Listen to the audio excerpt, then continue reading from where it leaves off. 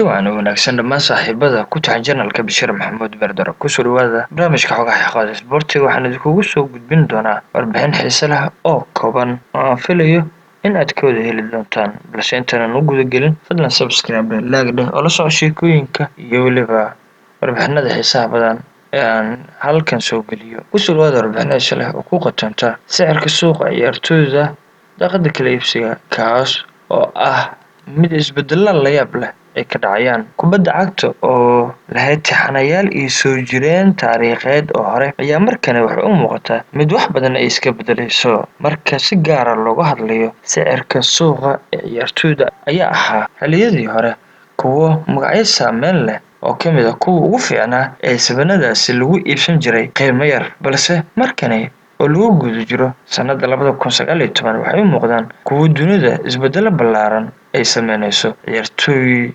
magac maamuus qiimo sidoo kalena lahaa taalanted iyo xirfado cajiib ah ayaa lagu iibsan jiray qiimo aad u hooseeya halka sanadan 2019 iyo sanadihii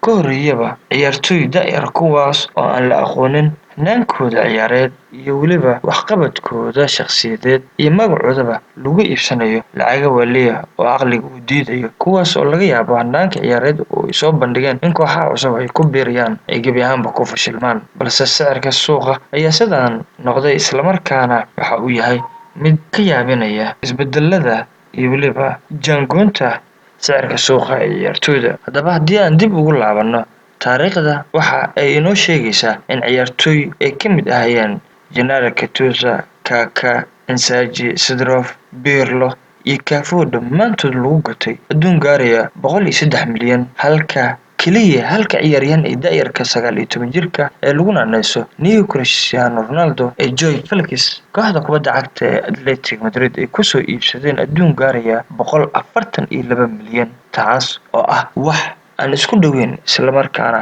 caqliga uusan marnaba qaadan karin tani ayana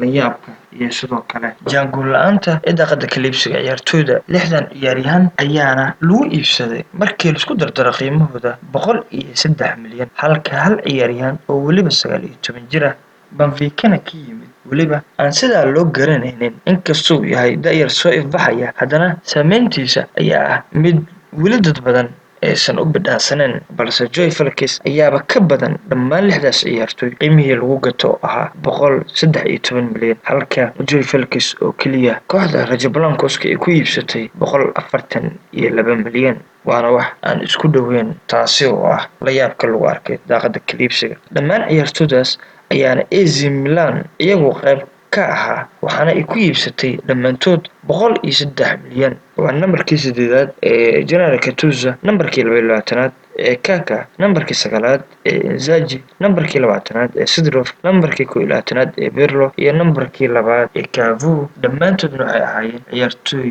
ka mid ahaa kuwii ugu cajiibsanaa ee kubadda cagta iyo kooxda kubadda cagta ee Milano in dhammaantood 6daas ciyaartooy Milan ay ku soo iibsatay sicir gaaraya 103 milyan in Joao Felix lagu soo qaato 142 milyan ayaa ah waxaan cabir mooyee hadalba lagu sheegi karin waana sheeko la yaab leh waan idiin soo xulay isla markaana aan idinkugu talagalay in aan saaxiibada la wadaago Joao Felix ayayna u soo qaateen beddelka Antonio Griezmann oo kooxda ka tagay kooxda kubadda cagta Raja Blancos aan isla barday jaangoon la'aanta dhanka suuqa waan idiin soo xuliyay qiimihii hore ee ciyaartooyda tayada magaca iyo miisaanka lahaa lagu iibsan jiray iyo haatan oo ciyaartooy aan la aqoon saameyntooda iyo waxtarkooda iyo magacoodaba lacaga waaliya la kala siisanaya taas oo u diidayo caqligaaga iyo garashadaadaba suuqa lacagaha ay ka joogaan iyo weliba in ciyaaryahan sidaas u da'yar lagu iibsado qiime waali ah 50 100 ilaa wax ka badan ayaana ciyaartooyda lagu kala iibsadaa iyagoon saameyntooda iyo weliba magacooda intaba aan sidaa loo garanayn iyo bandhig ahaan halka ay sii gaarsiisan yihiin sheeko aad u wadata layaabkeeda iyo mucjisadeeda gaarka ah fadlan subscribe like leh oo share leh warbixinada iyo sheekooyinka aan soo geliyo janaalka Bashir Maxamuud Bardaro tan ay kulan dambe sidaas iyo nabadgelyo